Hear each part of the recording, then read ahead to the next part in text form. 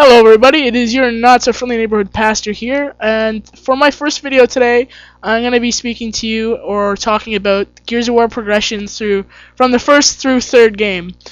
So they are in the same series, maybe, but they are definitely at different games. Well, overall in gameplay aspects and in progression. So for example, the first game was like, a standard basic Gears of War game. There wasn't much depth to both the story or the multiplayer, and there wasn't much depth or story about any of the characters in the Gears of War universe. So there's not much I could say about Gears of War 1. It was a great game. Everyone should admit that.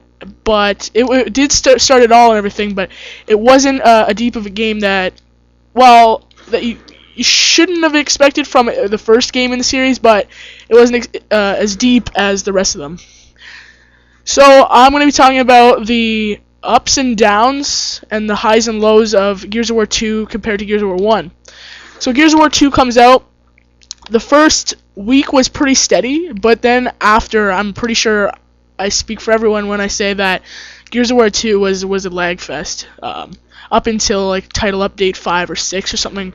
So, I mean, that was definitely a negative between Gears of War 1 and 2, because Gears of War 1 didn't have so much lag, depending on who was the host of the game, and in Gears of War 2 they said they were going to fix that, which they obviously didn't until, the 5th or 6th title update. So, that was definitely a negative aspect.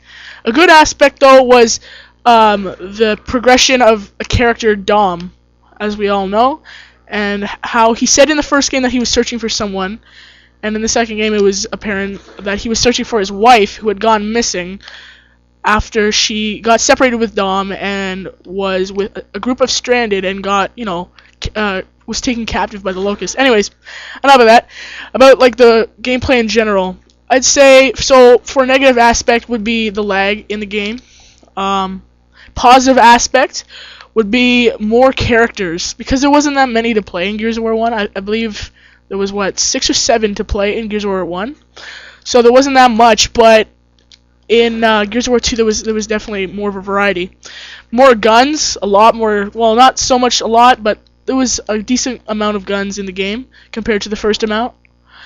Yeah, it was a much cleaner game as well, visual looking, and it was less gritty, more colorful than the first game. So that's about it. The graphics again push the limits of the Xbox 360, as the Xbox is now starting to foreclose in the later years of 2012. But yeah, it's a great game, one of my favorites. But it was one of my favorite games after the title update 6. So that's that. Now, the Gears of War 3 beta comes out, and of course I'm very excited for that, and I got Bulletstorm Epic Edition just for that. But that came out, and it was good. I mean, I didn't like it too much, to be honest, and I thought that it didn't feel right or something. But when the real game came out, I did get a limited edition, and I did feel that they did something different, and it clicked. So, Gears of War 3, definitely the best Gears of War, and this is why. I'll list the positive and negative aspects between Gears of War 2 and 3, and Gears of War 1 and 3. So, positive aspects between 1 and 3 is definitely a lot more characters and a lot more guns for the game. Less laggy with dedicated servers, right? More, or I think I already said more weapons. Definitely a lot more character progression, because now we have not only Dom's character progression, and that still continues after his suicide. Sorry for the spoiler, but it also continues on Marcus's search for his father or dad, Adam Phoenix, who was taken captive by one of the COG Zone chairman, Prescott. So I mean, that's just all story, but multiplayer wise, as I said before, no lag whatsoever. And the only time it would be laggy is if it's your internet connection or internet provider that is screwing up. So it's never the game's fault with lag, which is a great thing for most people, because as people really started to notice in Gears 2 that there was a lot of lag, and that's not what people want when they're trying to play a smooth online game. And it got frustrating for all of us, And also, I mean, in Gears of War 2, when you tried to blind fire, it felt like the not only accuracy went down the drain from the first game, but also the damage for some reason. Like, okay, so let's say Gears of War 1 had 100 damage with the shotgun, since there's nothing else to base it on. So that had 100, and the Gears of War 2 shotgun alone, they nerfed the hell out of it. So Gears of War 2 shotgun, half of Gears of War 1's. So I'd say it's at 50%, the shotgun. But the Lancer, from the 50% it started at, now it's at 100.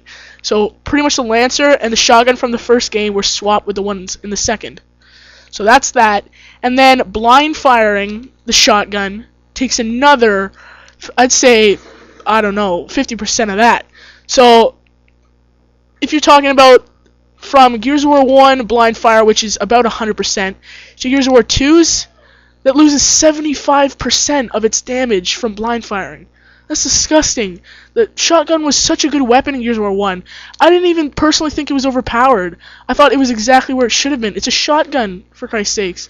Like, I don't know, but that's how it was, and I didn't like that at all. But Gears of War 3 got it right, and it brought things back to Gears of War 1 style, nerfing the Lancer quite a bit. Well, not so much. I'd say they did oh my god, it just sounded weird there. They did a decent part with the Lancer from Gears of War 1. So they upped it a little bit, about 25%, and then they brought the shotgun back to about, I'd say, 95%. So it's still been missing with the blind fires and all, but it's still right where it should be anyways. So that's pretty much the multiplayer. And I'd say it went like this. If I were to rate them, number 3 would be Gears of War 2. Number 2 would be Gears of War 1. This is just basing on multiplayer. So number 2 would be Gears of War 2, and then number 1 would be Gears of War 3 because of its balance, its its fairness with lag and host issues, and its gun power issues. So that's just on that. But in story, I would say Gears of War 1 is last, then 2, then 3, just based on how many characters' stories are in the game. Gears of War 1, off the top of my head, I can't really think of any character that we feel compassion for towards more of a story aspect. So I would have to say 0 points for Gears of War 1 story. It was great, shoot 'em up fun for people who didn't have online, but it wasn't that good of anything for story-wise to progress any of the characters any further. Gears of War 2 did an excellent job with progressing Dom's character, and Gears of War 3 did an excellent job in progressing not only Dom's, but Marcus's character and everyone else's. So I would give Gears of War 1 a 9 out of 10, Gears of War 2 an 8 out of 10, and Gears of War 3 I gotta give it 10 out of 10. It's the best Gears of War 3 yet. Thanks for watching my first video, guys. This is your friendly, not so friendly neighborhood Pastor John here. My real name isn't John, actually, it's Zach, but I just like imitating pastors. They're hilarious. So thanks for watching, guys, and if you want to see more, and if you like this video for some reason, please subscribe. It'll help me out a lot, and you will be able to be notified about any new videos uploaded by me, Pastor John. Thanks a lot, guys, and have yourself a great day. What?